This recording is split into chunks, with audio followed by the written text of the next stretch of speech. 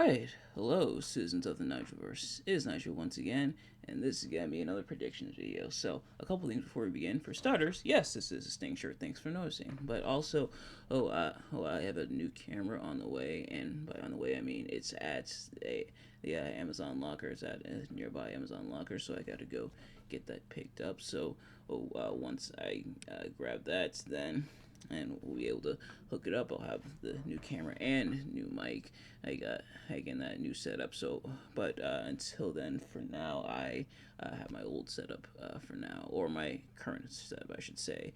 And then hopefully, once I do some more videos later on today, then we will have the the new fancy toys. But yeah, and the other thing is that there is going to be a bunch of content. I unfortunately am behind on a lot of stuff, so we're going to be doing a whole bunch of content. This week we're going to be doing some SummerSlam reviews because it is the month of August. We're going to be finishing up the Monday Night Wars. We're doing predictions videos. I'm going to finish up the events I haven't reviewed yet, including this one on that I'm about to do predictions for her. And yeah, but also one last thing, and then we'll get into it. I am I try this new format with my prediction videos where I show the actual matches. So let me know if you guys prefer this format to the other one where I kind of just read them off. This time you'll be able to see the matches here. But without further ado, for the second year in a row, AEW finds themselves in Wembley Stadium for All In London. So we of course have our matches here, and 11 matches is technically 9 for like the main show and then 2 for the pre-show. And lots going down. A lot of stuff is definitely going down. Without further ado, let's get right into it. And of course, this is just the order that they are listed on the show itself. So, with the exception of 1 or 2 matches, this doesn't necessarily mean that this will be like the final order when it comes showtime. But without further ado, let's get right into it. Starting with our 2 pre-show matches. These matches I'm probably not gonna watch because unlike last year where something actually, I don't know if something happened and then it happened in real life, obviously. And right off the bat, I'm also hoping that no incidents like that happen this year because as last year it almost overshadowed the entire event. So hopefully this year everybody plays nice and doesn't do anything crazy like that. But otherwise, yeah, the pre-show, as you know, as I've mentioned many times before, I don't really watch the pre-show matches. But nevertheless, we have a huge 10-man tag team match as Dustin Rhodes, Sammy Guevara, the new Ring of Honor World Tag Team Champions, and Katsuyori Shibata and the Von Erichs, that being Marshall and Ross Von Erich, will team up against the Undisputed Kingdoms, Matt Haven and Mike Bennett, and Cage of Agony, that being Brian Cage, Bishop Khan, and Toa Leona. This one could go either way. But I think it's probably going to go to. I'll just call it the face team, that being Rhodes, Guevara, Shibata, and the Von Erichs. They just won on the tag titles, give them some momentum. So I think it's going to go to the face team here. But then next up, more tag team action as Chris Statlander and Stokely Hathaway will be teaming up against Will Nightingale and Tomohiro Ishii. And the stipulation here, as you can see, is the winning team will choose the stipulation of the match between Will Nightingale and Chris Statlander at All Out. For starters, I didn't watch Collision last night, but I saw the highlights. Holy crap! When did Stokely Hathaway learn how to do a spine buster? But the other thing is that, and of course, this rivalry really is more Will Nightingale versus Chris Statlander and Stokely Hathaway. Of course, Statlander and Will Nightingale were friends at one point. Right, Statlander turned on Nightingale. I believe that was back at Double or Nothing, after she lost the TBS championship. These two have been going at it, and And now it's led to this, and it looks like they will have their one-on-one match at All Out. And once again this year, All Out and All In are pretty close together. Now, a couple things for stars. All Out's actually going to be on my birthday this year on September 7th. But the other thing is that at least there's not like going week to week. At least there's a bit hit more of a gap, like I guess happening his Sunday, and then and like a couple weeks from now is All Out. So at least there's a bit more of a gap. But the other thing is that Triller TV slash Fight TV is offering a 2-pack special where you get both All In and All Out, which I think is pretty cool. But as for this match, I think it's probably gonna go. Oh, I think I'm gonna go with Statlander and Hathaway. I think give them the win, then they'll pick the stipulation, and then Nightingale probably get the win back at All Out, and hopefully that is the end of the feud between Will Nightingale and Chris Statlander.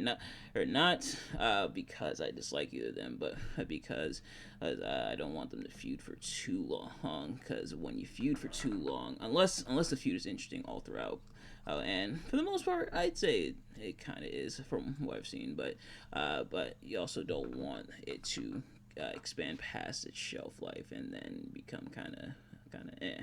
But yeah, so I'm gonna go with Statlander and Hathaway, and then Nightingale and Ishii winning the rematch. But then, and moving into the show proper, in the 4-way London ladder match for the AEW World Trios Championships, it's the Patriarchy, that being Christian Cage, Killswitch, and Nick Wayne. Even though I think technically Mother Wayne is the champion, and she's holding with the belt and everything. I think she's listed on the website as champion. In fact, let's take a look. AW champion, and I think she is currently listed as champion and as trios champion. So that's world champions. I need trios champions. We're doing it live. We're not cutting this. We are doing it live. Nope. Oh, never mind. There is Nick Wayne right there. Okay, but and nevertheless, they will be defending against the Bang Bang Gang, that being Juice Robinson, Austin, and Colton Gunn, and House of Black, Malachi Black, Brody King, and Buddy Matthews, and Pac and the Blackpool Combat Club, that being Claudio Castagnoli and Wheeler Yuta. So a couple things worth mentioning. For starters, there's four teams aimed ladder match. Now you're speaking my language. It's for those of you who know me, you know I love good old fashioned ladder match. But the other thing is, man, what a twisted, weird, windy road we've gone for with the World Trios Championship. So.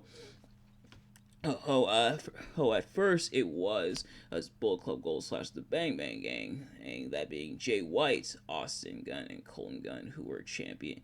And but then Juice Robinson and tried to come in, and he came back at Double or Nothing, and he came in and they tried to do the Freebird rule thing, but with Jay White out with a minor injury. He's supposed to be back soon, but they tried to do the Freebird rule thing, but for whatever reason, and they weren't having it in AEW, so they stripped the Bang Bang Gang of the title. So then it was a match between the Bang Bang Gang and the Patriarchy for the titles, and the Patriarchy won them. And House of Black was announced for this 4-way match, and Pac and Blackpool Combat Club defeated Top Flight and Leo Rush yesterday on Collision in order to get the final spot for this match. So, a bit of a convoluted setup. My question, though, is why did you need to strip the Bang Bang Gang of the title? Why not just have them defend against the Freebird rule? Like, if you really wanted to pop the World Trios Championships on the Patriarchy, you could have just popped them on the Patriarchy, have the match, and then have the Patriarchy win.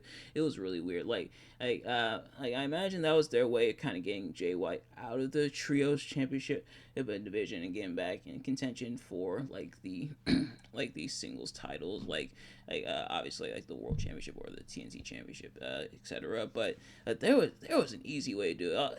If anything, all you did was pretty much create more work for yourself. But nevertheless, this one and hopefully is going to be a fun one.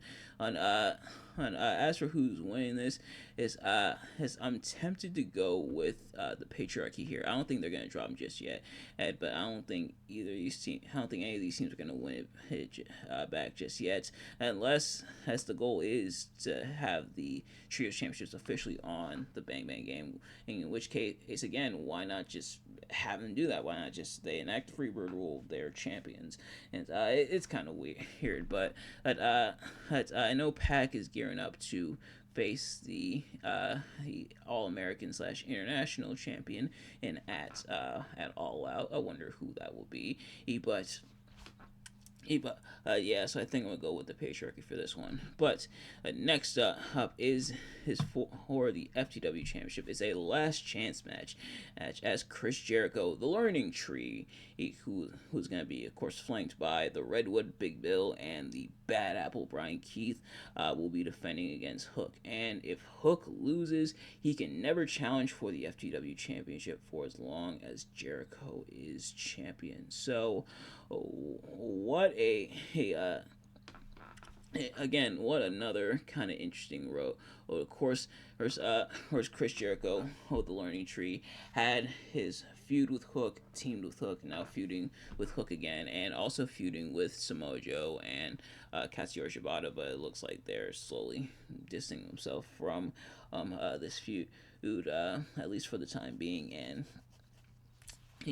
and of course Jericho retaining the FTW Championship kind of by hook or by crook. Okay, and now is the last chance, and admittedly, I mentioned this before, the Learning Tree stuff, it does kind of grow on you after a little bit, like something about it probably just how goofy it is. It's kind of funny from like I don't know if that was fully their intention for it to be as goofy as it is. It seems like it is from the way they're playing it and from the way Jericho walked around like waving and stuff like a dork and being like his manners and everything. Seems like the goal is goofy for the most part, but at the Learning Tree, he has been gaining some momentum. Like I said, they're taking out Samoa Joe, they're taking out Shibata, and of course they're since back. I mentioned Shibata is going to be on the pre-show, but as for this match, I think it's time to end this feud. So just give the FTW Championship back to Hook. It's time for this feud to come to an end. It's ran its course. It did what it needed to do for the most part. So. I think I'll get championship back to Hook, and hopefully Hook gets some momentum after this. It's admittedly it's kind of a question mark because there's a possibility that Hook might be on his way out. I'm not sure if you can hear the very loud airplane on the outside, but there is that chance that Hook might go to WWE. You know, he's going to be apparently exploring free agency and everything after his contract with AEW expires. But I think in the meantime, and yes, the plane is gone, but I think in the meantime, I'm going to go with Hook for this one. Hook, please beat Jericho this time. But nevertheless, in three-way tag team action for the AEW World Tag Team Championships, the Young Bucks will be defending against FTR and the Acclaimed. So, another very winding road. And how are both?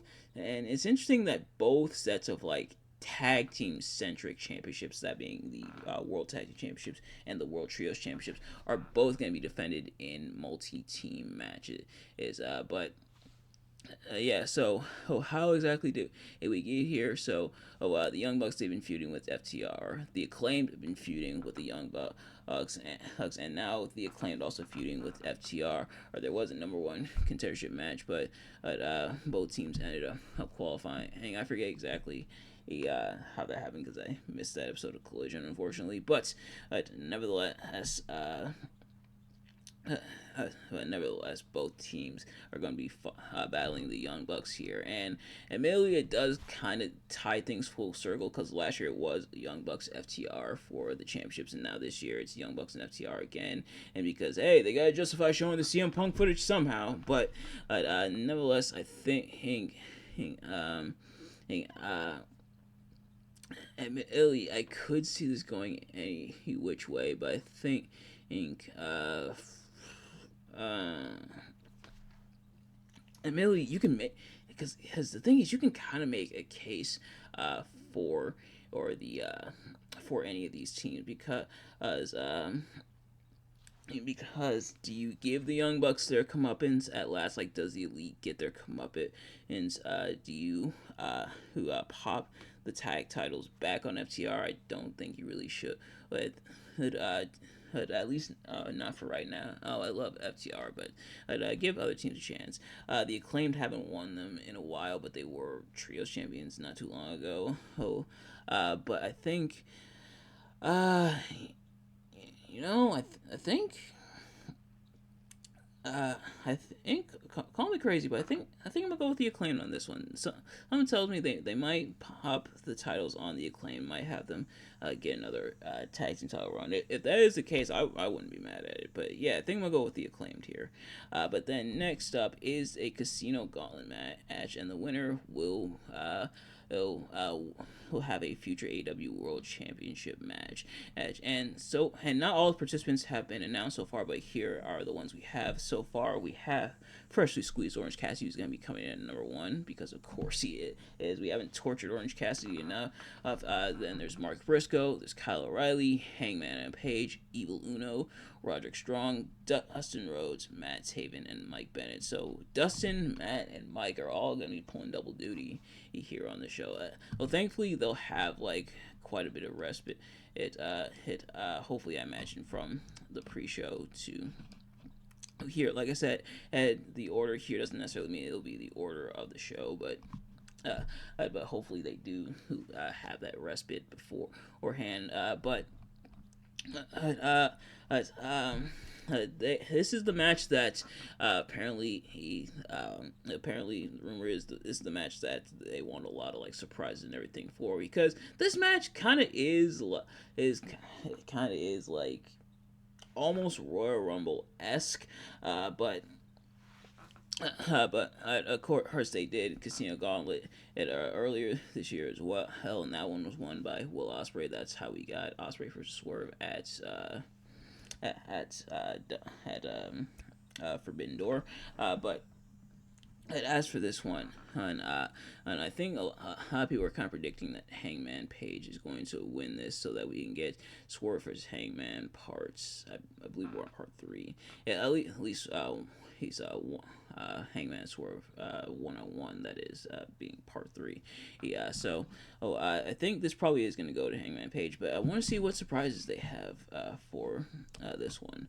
But next up, for the AEW TNT Championship in a coffin match, Jack Perry will be defending the AEW TNT Championship against Darby Allin.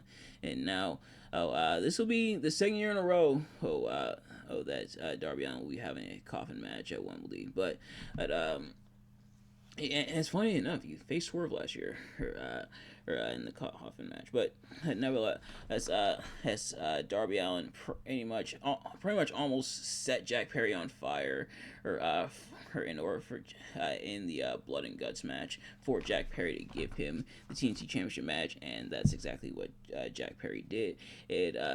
So now they're having this match here, and it's gonna be a coffin match, which is pretty much like a casket match, but this one. And admittedly, I'm tempted to go with Darby Allin, but I know Darby I know Darby is going to be fighting for the World Championship, the AEW World Championship, that is at Grand Slam, and so I don't know. So putting the TNT title here just for him to immediately lose it not too long after, so he can prep for the world title. So he can prep for that world title match and potential world title run, if it's believed. But I don't. I think it'd be kind of pointless in order to do that. So I think I'm gonna go with Jack Perry on this one, and give Jack the win here, and then Darby moves into the World Championship picture. Which Darby has obviously faced for the World Championship before. Remember, he was in the four pillars fatal 4-way last year at Double or Nothing, but yeah, I think I'm gonna go with Jack Perry here. But next up for the AEW American Championship, I think I accidentally called it the All American Championship. It's just American Championship. MJF will be defending against Will Ospreay. Hey, yes, as MJF beat Will Ospreay for the title in the almost hour-long match that they had on Dynamite. Hey, and MJF has taken the international championship, thrown it in the trash Medusa style, and brought out the American championship. And now he's coming out with the American theme. He's got the American suit and everything. Admittedly, a lot of people not really a fan of this version of MJF, and the thing is, it's kind of goofy and dumb, but at the same time, it kind of doesn't fit MJF, like being almost pretty much like a heel American gimmick. It's stuff we've seen before, but wasn't always MJF's mo. And lest we forget, had some of the stuff, some of the controversy MJF found himself outside the ring as well. But as for this one, I think this one's obviously going to go to Ospreay. Hey, and Ospreay, he says that he's going to bring back the international championship. He fished it out of the garbage can, and thankfully he didn't wait too long to fish out of the garbage can like I believe it was Terry Funk did. No, it might have been Duggan when he fished out the one of the championships from WCW. But nevertheless, as I think this one's probably gonna go to Ospreay, give Ospreay the win in front of the Wembley crowd. And now it's crazy. Like last year, Ospreay was still under contract with New Japan, where he appeared for All In and he faced Jericho. But this year he's gonna be an official AEW superstar facing for the title. Oh, but yeah, I think this one's gonna go. I'm gonna go with Ospreay on this one, and then Ospreay versus Pac at All Out is definitely gonna kick all kinds of ass. But next up for the AEW TBS Championship, Mercedes Moné, the CEO, who's gonna be flanked by Camille, not Camille Brickhouse, but just Camille, will be defending against Dr. Britt Baker, DMD. So, Britt Baker returned at Forbidden Door and revealed why she was out. She suffered a mini stroke, so hopefully she has recovered and hopefully she's doing well with that, of course. But now getting into this feud with Mercedes Moné, and wanting to go after the TBS Championship up here, and meanwhile Camille has been brought in. A lot of people wondered because she was signed for a little while before she was brought in, so a lot of people wondering, man, when's she gonna come in? Why hasn't she come in yet? But it turns out they're having her as Mercedes Moné's kind of enforcer, pretty much like the Diesel Shawn Michaels thing we've seen plenty of times with the champion with the very large enforcer, or essentially pretty much the muscle, the hired gun. But but they're going to be facing off for the TBS Championship here. This one I could see going either way, because on one hand, and do you give Britt Baker her first championship back and one of her first wins back? I think she has competed since coming back, but getting a big win and so soon after a return, I think would be pretty cool. But at the same time, Mercedes Moné won the title not too long ago. She won it back at Double or Nothing, and admittedly, I think there is still a little bit of mileage you can get out of this championship reign. But I think I'm gonna go with Britt Baker on this one. I think Britt Baker is gonna pick up the win here. But next up for the AEW Women's World Championship, Timeless Toni Storm will be defending against her former protege, the Glamour Mariah May. So, Mariah May won the women's women's Owen Hart Cup, and immediately turn on Tony Storm. Now, I'm not gonna lie, obviously we saw the turn coming. We knew they were gonna split eventually, and we knew they were gonna face, and obviously we knew they were gonna face after. After Mariah May won the Owen Hart tournament, and so we knew they were going to split. We knew they were going to feud, but I didn't expect it the same night. I thought they were probably going to milk it a little bit more, but nope. Turned on the same night, busted her open with the shoe. Who I guess Tony Storm forgot to watch out for the shoe, and ever since they've been going after each other. Her and Tony Storm, they're kind of doing kind of a spurn lover kind of thing with Tony Storm here. Her and it's led to this match. And admittedly, I haven't watched from week to week, but from some of the stuff I've seen, from some of the stuff people are saying, a pretty solid feud for the Women's World Championship, which is definitely a good thing. So this one, and I think I'm gonna go with Mariah May on this one. She does have a lot of momentum now that she's turned on Tony Storm, now that Tony Storm's face and everything, and now she got a lot of momentum. I think popping the world title on her here wouldn't be a bad thing at all, and I think a lot of people would probably be happy with it. Like, if she won it right here, I don't think too many people would be mad at it. Tony Storm had a really good reign with the championship, including a very entertaining and awesome character. So I'm gonna go with Mariah May for the winner on this one. And I got kind of a consolation prize. We might not ever get that black and white Thomas Tony Storm match, but she is having an AEW action figure coming out with that is going to be in black and white, which I guess is the next best thing. And so if you're an action figure collector, then there you go. But next up, and was sure to be the main event, and definitely is kind of the biggest match on the card. It's going to be title versus career, or as Swerve Strickland will be defending against the American Dragon Bryan Danielson. So a lot of stakes involved in this one. Swerve, of course, is a champion. Bryan Danielson won the men's Owen Hart Cup tournament, and so has gotten the shot at the World Championship here. But is this the end for Bryan Danielson's in-ring career?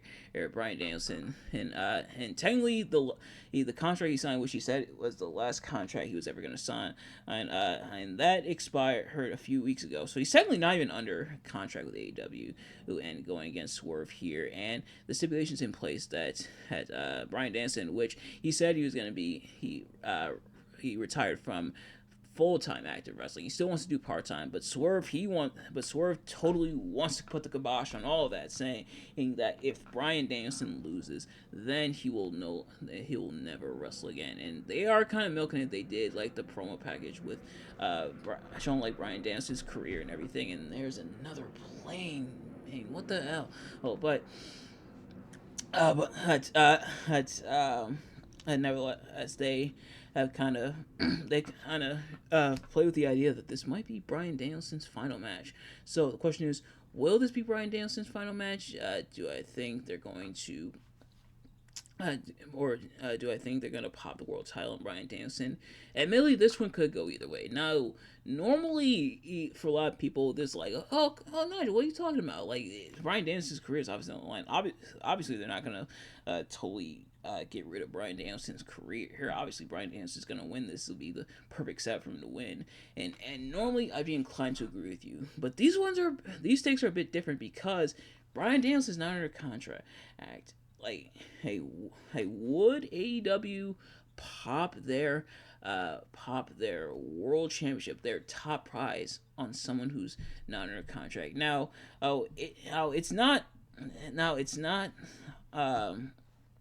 It's something that's happened before in the wrestling business. Obviously, there was the whole debacle with Mike Awesome after he took the ECW championship, went to WCW, so they had to pop the ECW championship on Taz, who was part of WWF.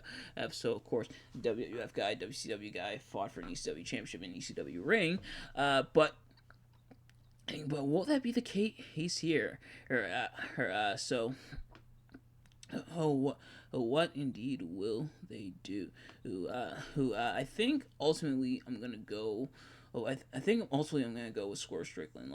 Especially because if Bryan Danielson's not under contract, he's probably gonna have to he's probably gonna have to relinquish the title anyway. So I think I'm gonna go with Swerve here. And if this is the end of the career for Bryan Danielson, he's had a hell of a career here, not just in AEW but also in Ring of Honor and New Japan, and of course famously WWE, and and definitely a very storied career. Now, I'm not obviously I'm not like a day one Bryan Danielson / Daniel Bryan fan, and definitely got to him because of WWE, but definitely a hell of a wrestler, arguably one of the best wrestlers on the planet. And if this is truly the end, then definitely going on a high in the main event to Wembley for the AEW World Championship.